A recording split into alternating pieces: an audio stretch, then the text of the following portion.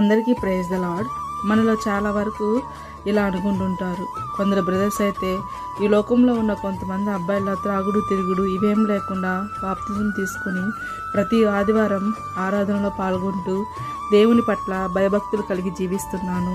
అయినా నాకు ఈ చాలినంత జీవితాన్ని జీవించేలా చేస్తున్నావా ఏంటి దేవా అని. అలానే కొందరు స్త్రీలు ఈ లోకంలో ఉన్న పాపాన్ని అంటకుండా నీ పట్ల భయభక్తులు కలిగిన బిడ్డల్లాగా బ్రతుకుతున్నాం కదా ప్రభువా, ఎందుకు ఈ చాలినంత జీవితం నాకు అని ఏదో ఒక సందర్భంలో మనం క్వశ్చన్స్ వేసుకుంటుంటాం.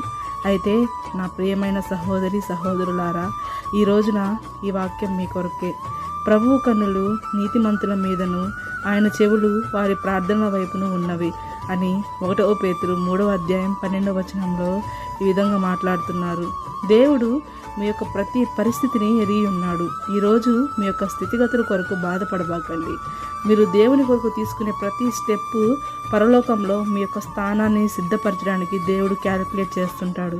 కాబట్టి ఈ రోజున నీ జీవితంలో ఉన్న పరిస్థితులను బట్టి, నీ యొక్క స్థితిగతులను బట్టి అస్సలు బాధపడద్దు. దేవుడు నీ యొక్క ప్రార్థన ప్రతి ఒక్కటి వింటున్నాడు.